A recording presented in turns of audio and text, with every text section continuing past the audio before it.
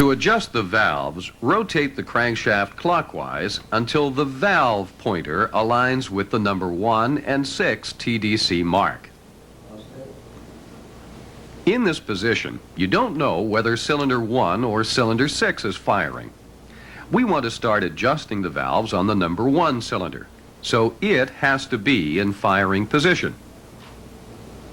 To make sure the number 1 cylinder is on the right stroke, temporarily take all the lash out of the number 1 and number 6 intake valve rockers.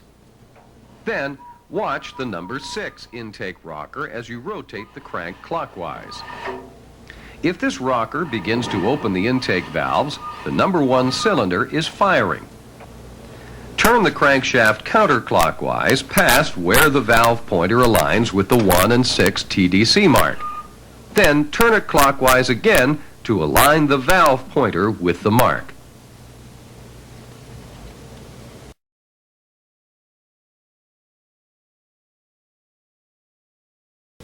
Begin adjusting the valves with the number 1 cylinder. If, as you rotated the crank, the number 1 intake rocker began to open its intake valves, the number 6 cylinder is firing. To bring up number 1, rotate the crankshaft clockwise 1 revolution and align the valve pointer with the 1/6 TDC mark on the damper. Next, make sure there is clearance between the rocker tip and the yoke. Then loosen the yoke, adjusting lock nut and screw.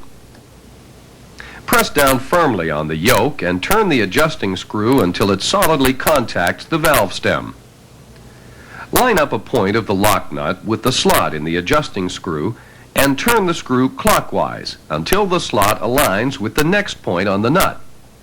This is equivalent to an extra 1/6 turn. Hold the adjusting screw in this position and tighten the lock nut. The yoke is now adjusted. To check that the adjustment is correct, insert 2 equal width thickness gauges between the valve stems and yoke. Apply moderate pressure to the yoke by slightly tightening the rocker screw. Check the drag on each gauge.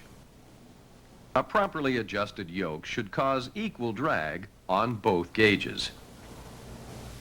Adjust the valve lash by placing the specified thickness gauge between the rocker tip and yoke. Then, while pressing down on the rocker adjusting screw, turn it until you feel drag on the thickness gauge. Hold the screw in this position and tighten the lock nut. Use the same procedure to adjust the valve lash on rockers equipped with Dynatard lash adjusters. Just use the special lash adjuster tool to turn the lock nut and adjuster. Be sure to apply pressure to the adjuster when setting the valve lash. To complete the adjustment of the other valves, rotate the crankshaft clockwise 120 degrees to align the valve pointer with the next TDC mark on the damper. This will be the 5-2 mark. Adjust the valves on the next cylinder in the firing order. That's number 5. Continue this process of rotating the crankshaft 120 degrees and adjusting the valves of the next cylinder in the firing order until you've set the lash of all the valves.